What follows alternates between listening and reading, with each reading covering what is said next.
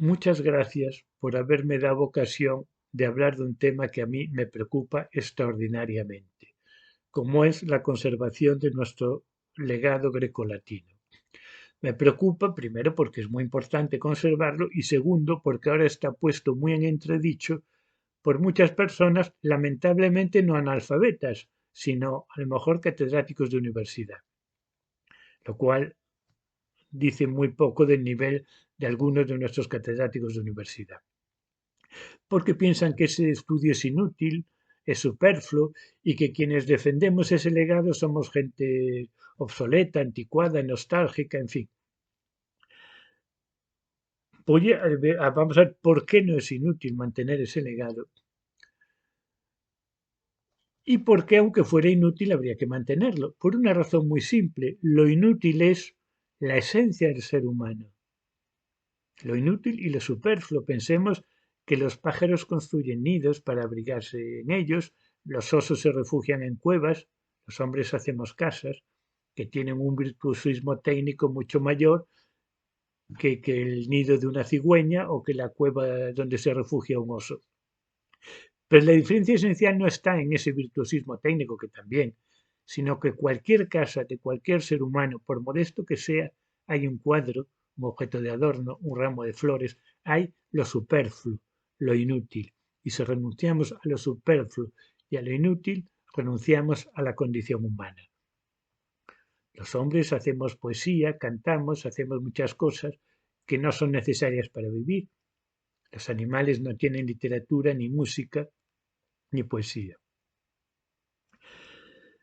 Pero ahora vamos a ver que es que mantener el legado grecolatino es mantener la civilización y perder ese legado es volver a la barbarie. Vamos a ver por qué.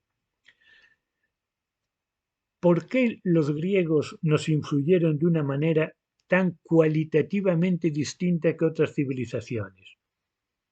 Porque los griegos hicieron matemáticas, es verdad, pero los egipcios y los babilónicos también. Y de hecho los griegos consideraron que los egipcios eran sus maestros en geometría. Los griegos entre sí a veces vivían en paz, a veces se peleaban unos con otros, a veces estaban en guerra con sus vecinos, a veces en paz con sus vecinos. En la guerra a veces eran cobardes, a veces eran valientes, igual que los otros pueblos. Pero los griegos además reflexionaron sobre la amistad y la enemistad, sobre el amor, sobre la valentía y sobre la cobardía. No solo hicieron cosas bellas, sino que reflexionaron sobre la belleza. No solo hicieron matemáticas, sino que reflexionaron sobre la matemática. Dicho de otro modo, los griegos filosofaron. Digamos, filosofar sería reflexionar sobre lo que hacemos cuando no estamos filosofando. Digamos, de otra manera, sería el quehacer filosófico sería la reflexión sobre los demás quehaceres. Y esto es importantísimo porque cuando reflexionamos sobre lo que hacemos, podemos hacer esas cosas mucho mejor. Vamos a pensar, voy a hablar de la matemática, que es lo que me cae más cerca. Los griegos, al pensar sobre la matemática, empezaron a reflexionar que hay verdades que son de sentido común, lo que se llaman, pues que dos cosas iguales a una tercera son iguales entre sí, lo que es un postulado, lo que es un teorema. Al reflexionarlo, pudieron organizar todos sus conocimientos de manera que era más fácil encontrar conocimientos nuevos, porque nosotros cada vez que aprendemos algo lo hacemos apoyándonos en lo que ya sabemos. Si esa base es, cuando más estable sea esa base, más fácilmente podemos aprender cosas nuevas. No es lo mismo subirse una escalera que cojea que una escalera estable. Si las cosas que sabemos las ordenamos de más fácil a más difícil, qué cosas hay que admitir, qué cosas hay que demostrar, tenemos esa base pues mucho más estable. Entonces, y hay otra cosa importantísima, que los griegos buscaron el saber e incluso las matemáticas por sí mismas. Y gracias a eso avanzaron las matemáticas. Por ejemplo, nosotros, por ejemplo, estoy pensando en un libro como Las cónicas de Apolonio, que son las curvas, elipsis, hipérbolas. Fue un libro importantísimo que demostró la genialidad de su autor y se hizo por buscar la verdad. Aplicaciones prácticamente hasta que Kepler inventó sus reglas para explicar el movimiento de los planetas, no servían para nada. Pero esa ciencia que no servía para nada es lo que hace avanzar la ciencia, es la curiosidad por sí misma lo que hace avanzar la ciencia. Si solo buscáramos ciencia práctica, la ciencia avanzaría muy poco, la ciencia sería muy poco práctica. Entonces, hay dos cosas del legado griego que no podemos olvidar. Uno, el saber que reflexiona sobre sí mismo, y es lo que llamamos filosofía, y el saber que es un valor en sí mismo, que es lo que llamamos cultura. Y esa cultura que puede parecer superflua, al final es lo que hace avanzar la ciencia y lo que nos hace más personas. No solo buscamos lo necesario para sobrevivir, que es lo que hacen los animales, sino que queremos vivir, aprender cómo es el mundo. Y esa lección nos la han enseñado los griegos, porque los problemas que preocupan a la humanidad han sido siempre los mismos. Leemos los textos griegos y vemos, pues nos podemos poner perfectamente en el papel de Antígona y Creonte, de Héctor y Aquiles, entendemos sus puntos de vista, sus enfrentamientos, sus desencuentros. Si leemos un diálogo de Platón, nos damos cuenta que está hablando de temas que nos interesa, que podríamos participar en ese diálogo. Por eso no podemos renegar de Grecia, porque no solo nos han enseñado a filosofar, sino que son nuestros compañeros de viaje en nuestro viaje filosofando. Dije antes que no podíamos aprender más que apoyándonos en las cosas que ya sabemos. Pero es que además, cuando aprendemos algo, lo que queda antes no es obsoleto, salvo en la medicina, por ejemplo. Si una medicina cura una enfermedad y se descubre otra que la cura en menos tiempo y con menos efectos secundarios, la primera medicina se retira del mercado. Pero en el pensamiento no pasa eso. Todo filósofo reflexiona apoyándose en lo que se ha filosofado antes. Pues Kant desde luego no deja obsoleto a Descartes, Descartes no deja obsoletos a los filósofos medievales, que a su vez tampoco dejan obsoletos a los griegos. No podemos filosofar más que en diálogo con los griegos. Incluso cuando miramos a nuestro alrededor y miramos pues los amigos, las cosas que pasan y nos ponemos a reflexionar, decir, bueno, yo estoy filosofando, no he leído a Grecia, no has leído a los griegos, pero estás filosofando a partir de una realidad que se ha configurado porque en ella se ha filosofado de una determinada manera. Si no se hubiera filosofado o se hubiera filosofado de otra manera, la realidad sería distinta y la filosofía que haríamos sería distinta. Por eso no podemos prescindir de los griegos, porque sepámoslo o no, estamos condicionados por ellos. Y esto también es muy importante porque muchas pedagogías obsoletas, digo que son obsoletas aunque se creen de vanguardia, dicen que hay que aprender por sí mismos. ¿No? Tenemos que aprender a partir de lo que nos han enseñado quienes vivieron antes de nosotros. Y ahí están los griegos al principio y no se puede prescindir de ellos. Digo que son obsoletos porque es una tontería que se ha dicho hace mucho tiempo. Chesterton, por ejemplo, que murió hace casi 100 años, decía eso que el niño tiene que aprender por sí mismo es como decir que el bebé tiene que segregar la leche que le alimenta. O la leche la recibe de fuera o el niño no se alimenta jamás. Y eso en todos los órdenes. Vamos a pensar en Copérnico.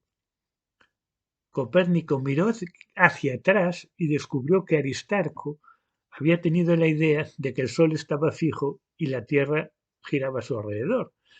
Esa idea quedó olvidada. Copérnico, como era inteligente, pensó que una idea sea antigua no significa que sea mala. Tuvo que ser la valentía de tomársela en serio y desarrollarla. Naturalmente, Copérnico tenía más herramientas matemáticas a su alcance para desarrollar su teoría que Aristarco de Samos. Pero lo importante es que miró hacia atrás, hacia los griegos. Pensemos en Darwin. Darwin también miró hacia atrás y se encontró con los griegos.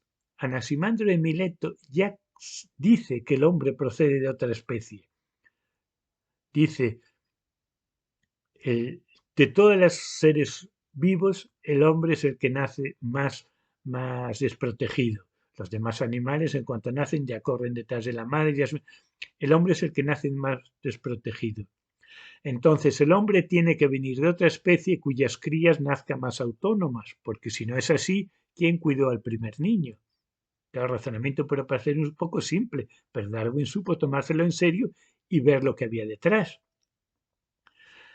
Y luego ya se puso a estudiar con mucha más elementos de conocimiento a su alcance que el que tenía Anaximandro. Pero lo importante es que miró hacia Grecia y se tomó en serio la idea de Anaximandro. Incluso la idea de la supervivencia del más dotado está un poco en Empédocles. Dice, ¿por qué los hombres somos así y no de otra manera? Bueno, en el principio había brazos, cabezas, se combinaron al azar hasta que resultó la que mejor funcionaba. Desde la idea de la supervivencia del más dotado de una forma bastante, un poco rudimentaria, pero ahí está la idea, y está muy embrionario, pero ahí está.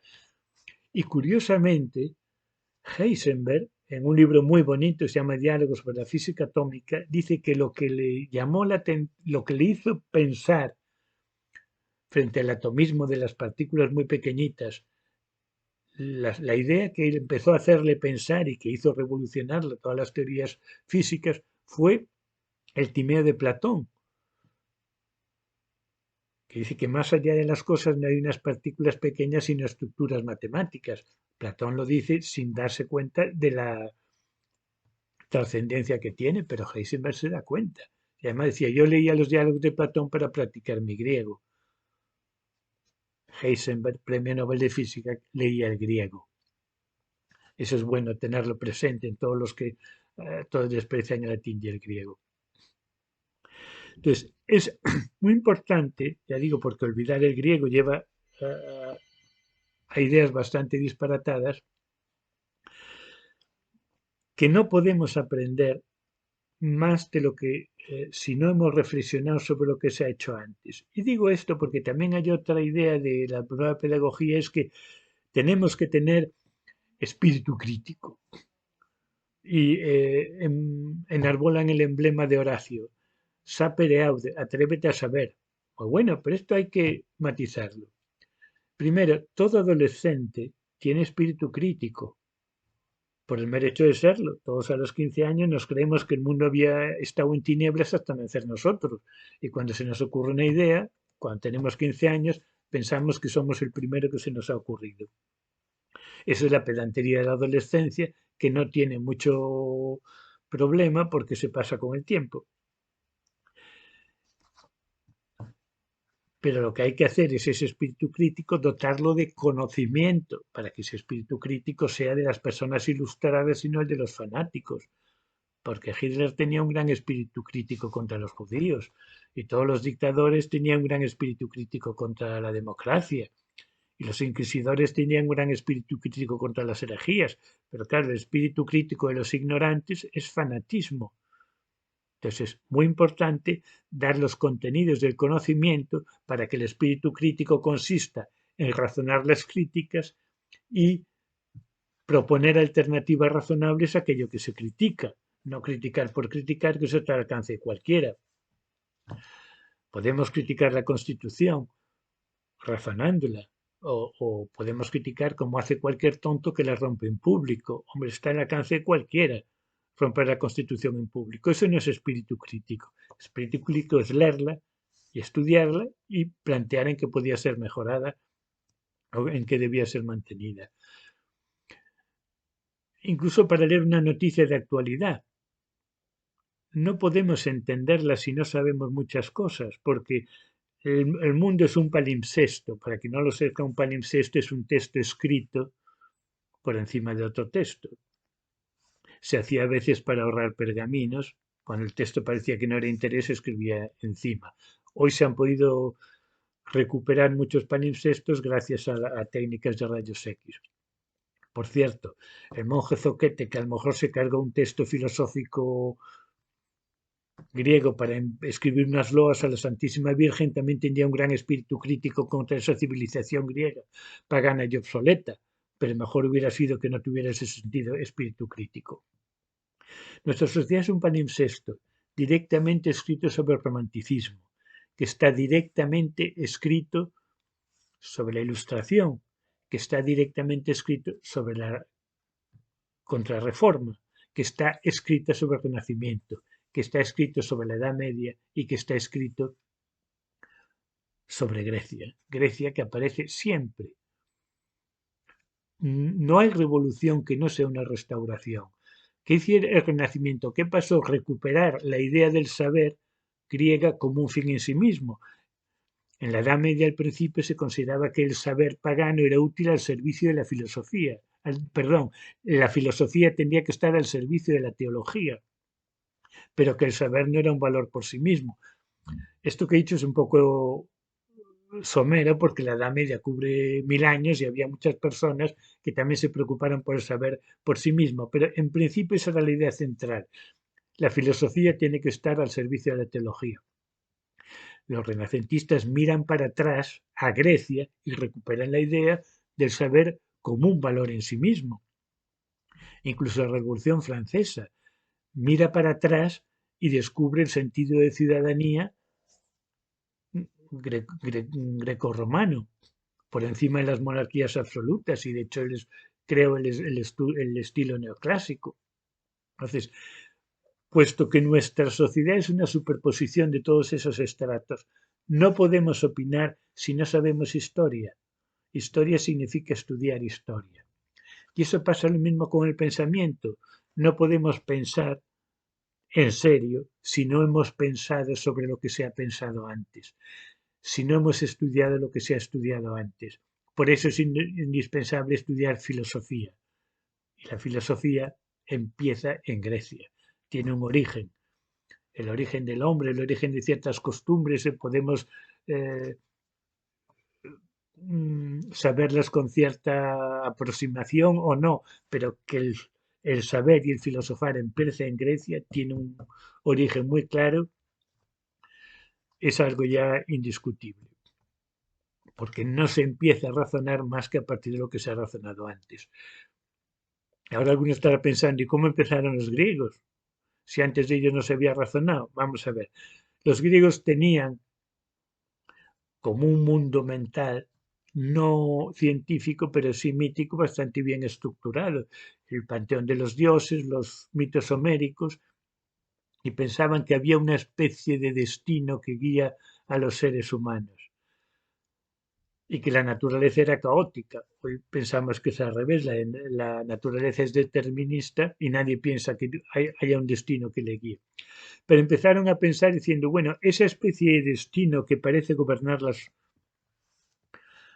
las vidas humanas, no podrían también empezar a gobernar, no podrían también gobernar la naturaleza y que haya un principio común. Es cuando Tales piensa que el principio común puede estar en el agua, basándose también en antiguos mitos de fertilidad. O sea, que ni siquiera los griegos que empezaron a razonar empezaron desde cero, empezaron desde un pensamiento mítico que de alguna manera les estructuraba la realidad. Pero además es muy fácil encontrar ejemplos de quienes realmente tenían espíritu crítico. Todas las personas que se dedicaron mucho tiempo a estudiar. Vamos a pensar, Descartes, por ejemplo, da un revolcón a la filosofía. ¿Y de dónde venía Descartes? ¿De una escuela libertaria? No, venía de los jesuitas, donde estudia muy a fondo la escolástica. La escolástica, sabéis que es la teología tamizada por la filosofía de Aristóteles. Critica mucho la educación que ha recibido, pero el rigor intelectual que le ha dado la educación que ha recibido le da las herramientas intelectuales para criticar la misma educación que habían recibido. Eso que Descartes sigue siendo cristiano ortodoxo. Pensemos en Voltaire. Voltaire, creo que su espíritu crítico está fuera de toda duda. ¿De dónde salió Voltaire? De los jesuitas. ¿Por dónde? Voltaire es deísta, contra lo que se cree era muy respetuoso con la religión, pero ya no es católico, pero su espíritu crítico lo ha aprendido estudiando muy en serio con los jesuitas. ¿Y dónde sale Condorcet o Diderot, que ya son ateos militantes? Pues de los jesuitas.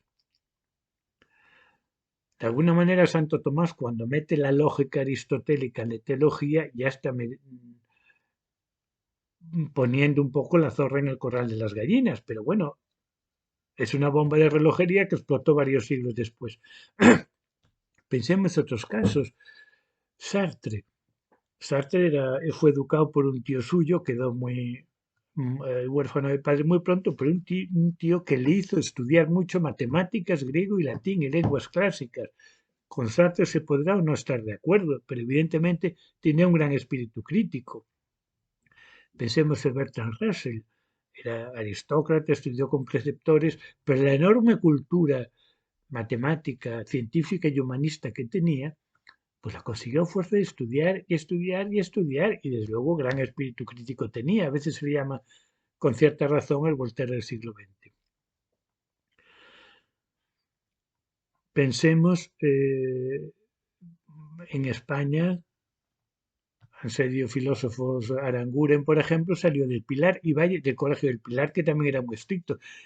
Vaya por delante que no quiero defender la educación privada ni la educación escolástica, solo que el espíritu crítico viene del estudio. Quien aporta cosas nuevas es porque ha estudiado muy bien las cosas viejas. Y esto sucede incluso en el arte. Digamos que Picasso rompió moldes y fue mucho más allá, pero Picasso admiraba a Velázquez. No lo fue más allá de un pintor al cual admiraba, no al cual despreciaba.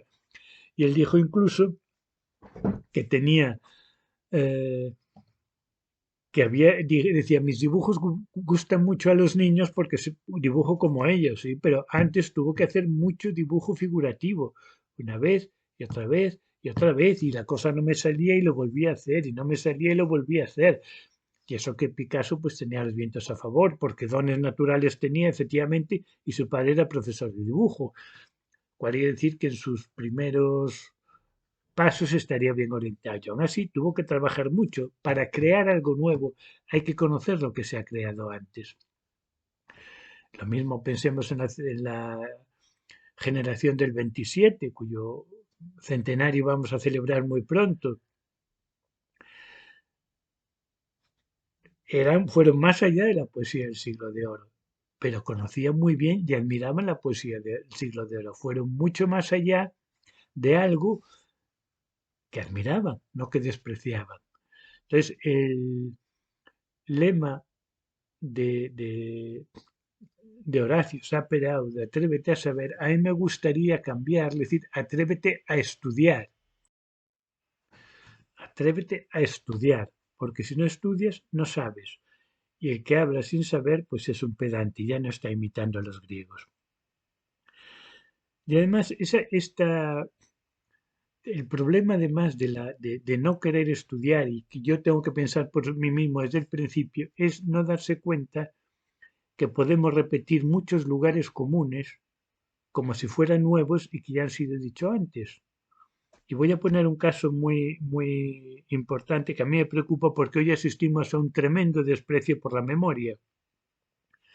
¿Por qué? Porque si los contenidos están en Internet, ya no hay que estudiar contenidos. No solo es una estupidez, es una estupidez muy antigua. Lo que pasa es que se preocupa de decir novedades, está tan interesado en ser original que no tiene tiempo para estudiar historia. Y entonces las novedades que dice son muy poco novedosas. Pero eso se dijo en el siglo XVIII cuando se hizo la enciclopedia. ¿Y por qué lo sabemos? Pues porque las personas inteligentes ya salieron al paso de lo que decían los tontos del siglo XVIII. Lo dice Voltaire, la enciclopedia es una gran cosa, pero solo es útil si eres una persona instruida que sabe lo que tiene que buscar. Nadie se instruye leyendo la enciclopedia. Y lo dice D'Alembert en el prólogo. Tenemos una enciclopedia, está muy bien, pero no hay que olvidar que la historia, la memoria y la erudición siguen siendo indispensables. Y D'Alembert era matemático y filósofo, no era historiador ni erudito, pero es indispensable. Es decir, que los tontos del siglo XVIII decían lo mismo que los tontos de ahora. Como lo decían en francés, se notaba menos, pero eran más tonterías. Cuando se inventó la imprenta se dijo lo mismo. Ahora ya los libros son muy baratos, están al alcance de todos, no hay que usar la memoria. Y más atrás, cuando los griegos empezaron ya a saber escribir, Platón lo dice, hay gente que como sabemos sabe escribir, cree que ya no es necesario eh, desarrollar la memoria. La escritura es muy importante, es un apoyo para la memoria, pero no excluye que haya que educar la memoria. O sea, que los tontos de la Grecia clásica, que también lo sabían, decían que ya no había que estudiar contenidos porque estaba la escritura. Los tontos del Renacimiento, que ya no había que estudiar contenidos porque ya estaba la imprenta. Los tontos del siglo XVIII, que ya no había que estudiar contenidos porque estaba la enciclopedia. Y los tontos del siglo XXI, que no hay que estudiar contenidos porque ya está Internet. Los tontos son de una monotonía desesperante. Para no repetirse y no repetir las tonterías hay que mirar siempre hacia atrás y siempre llegamos a Grecia. Y ahora quería, para no aburrir mucho, algunos pequeños textos de algunos pensadores sobre la importancia de Grecia. Es que no se puede entender la literatura actual sin tener Grecia delante. Hay una helenista que murió hace poco, casi centenaria, Jacqueline de Romilly, que tiene un texto muy bonito, que es el siguiente. ¿De dónde viene? ¿De dónde puede provenir? ¿Cómo podemos explicar que esas obras griegas de hace 20 o 30 siglos nos transmitan con tanta fuerza esa impresión de seguir siendo actuales, de haber sido hechas para todas las épocas? Es lo que decía antes, ¿por qué los griegos siguen siendo contemporáneos? Es algo de lo cual no se han enterado todos los que torpedean las lenguas clásicas. Hay un texto también muy bonito de Vargas Llosa precisamente sobre Jacqueline de Romilly, que acabo de citar. Jacqueline de Romilly muestra que en Grecia nacieron o cobraron una realidad y dinamismo que nunca tuvieron antes en la vida social de pueblo alguno los factores determinantes del progreso humano, como la democracia, la libertad, el derecho, la razón y el arte, emancipados de la religión. Las nociones de igualdad, de soberanía individual, de ciudadanía y de una manera absoluta mente nueva de relacionarse el hombre con el más allá y con los dioses. Además, por supuesto, de una idea de la belleza y la fealdad, de la bondad y la maldad, de la felicidad y de la desdicha, que aunque con los inevitables matices y adaptaciones que ha ido poniéndoles la historia, siguen vigentes. Por cierto, Vargas Llosa tiene una novela, Lituma en los Andes, que recrea el mito del laberinto. Hay otro de Camus en El estío, que también muy bonito. Rechazar el fanatismo, reconocer la propia ignorancia, los límites del mundo y del hombre, el rostro amado, la belleza, en fin, he ahí el campo donde podemos reunirnos con los griegos. Y ahora un texto un poquitín más largo, pero es muy importante, de Gramsci, procede de los cuadernos de la cárcel. En la vieja escuela, el estudio gramatical de las lenguas latina y griega, unido al estudio de las literaturas e historias políticas respectivas, era un principio educativo en la medida en que el ideal humanista que se encarna en Atenas y Roma estaba difundido en toda la sociedad. Era un elemento esencial de la vida y la cultura nacional. Incluso el aspecto mecánico del estudio gramatical estaba basado en la perspectiva cultural. Las nociones aisladas no eran asimiladas para un fin inmediato, práctico o profesional. El aprendizaje parecía desinteresado porque el interés era el desarrollo interior de la personalidad, la formación del carácter a través de la absorción y asimilación de todo el pasado cultural de la moderna civilización europea. No se aprendía latín y griego para hablarlos, se aprendía para conocer directamente la civilización de ambos pueblos, presupuesto necesario de la civilización moderna, o sea, para ser uno mismo y conocerse a uno mismo conscientemente. Es una cita muy hermosa que merece la pena reflexionar sobre ella, que invita a la reflexión. Y después pensemos en la literatura. El Conde de Montecristo está lleno de alusiones al mundo griego. Ya no digamos Moby Dick, la inmortal novela de Melville. Empieza diciendo, cuando yo me embarco, es como el sucedáneo del tiro de pistola. Los filósofos se arrojan sobre una espada haciendo grandes aspavientos, yo me embarco tranquilamente. Sale el mito de Narciso, sale el mito de las sirenas, ahí oyen como cantos de sirenas, están todos muy preocupados, menos los que son los tripulantes que son paganos, eso les da igual, pero el canto de la sirena les inquieta, luego descubre que son focas, pero eso ya no les tranquiliza. Han oído el canto de las sirenas y saben que están perdidos. Álvaro Cunqueiro tiene una novela muy bonita que se llama Las mocedades de Ulises. Racine tiene un libro sobre una obra de teatro, perdón, Andrómaca. André Gide tiene una sobre Teseo. O sea, no hay, en toda la literatura hasta hoy día, he citado a Vargas Llosa, un escritor contemporáneo, que no haya acudido alguna vez a Grecia. Pues es imposible que entendamos el mundo moderno y la literatura moderna sin entender Grecia.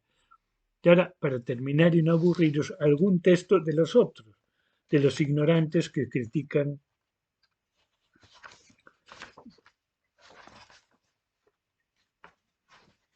a que critican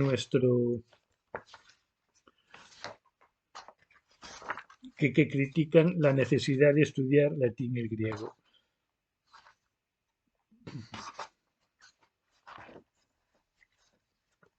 Por ejemplo, hay uno que dice lo siguiente: a menudo la escuela enseña contenidos del siglo XIX con profesores del siglo XX, alumnos del siglo XXI. ¿Pero qué estupidez es esta? Contenidos del siglo XIX ya están obsoletos, pues anteriores al XIX también no podemos enseñar matemáticas. Pero las matemáticas que puede entender un alumno de bachillerato llega hasta los umbrales del siglo XIX. Y el teorema de Pitágoras es griego, y la ley de la palanca la descubrió Arquímedes, que era griego. O sea, no podemos enseñar matemáticas, porque ya los contenidos del siglo XIX están obsoletos, los anteriores mucho más. Por supuesto, no podemos estudiar filosofía, no podemos estudiar eh, la poesía del siglo de oro, ni los romances medievales, no podemos estudiar nada. Ese texto está avalado por dos profesores de universidad, que esas especies de pseudociencias, pedagogía, didáctica de no sé qué, didáctica de no sé cuántos, son unas pseudociencias que desprecian el latín y el griego porque están mantenidas por ignorantes. Y esa cita, este texto que empieza con esa cita tan disparatada, termina así: el conocimiento social de los ciudadanos debe reducirse solamente a la geografía o la historia. ¿No necesitan también conocimientos económicos, antropológicos y psicológicos? Así pues, ante este panorama cabe preguntarse: ¿estamos enseñando a nuestros alumnos y alumnas los contenidos que les permitirán interpretar, adaptarse y, en su caso, transformar el mundo que les tocará vivir? Pues no se puede interpretar, ni conocer el mundo, ni transformarlo. El mundo, si no hemos estudiado todo lo que ha precedido al mundo, y llegamos hasta Grecia, que es imprescindible, del cual no podemos evitar. Está también muy presente, incluso en Pablo Neruda y en un escritor como Borges, los que seáis aficionados a Borges, habréis oído del mito del laberinto y es muy repetitivo de Homero, de Ulises, se engancha mucho en los clásicos griegos. Entonces, para terminar, voy a leeros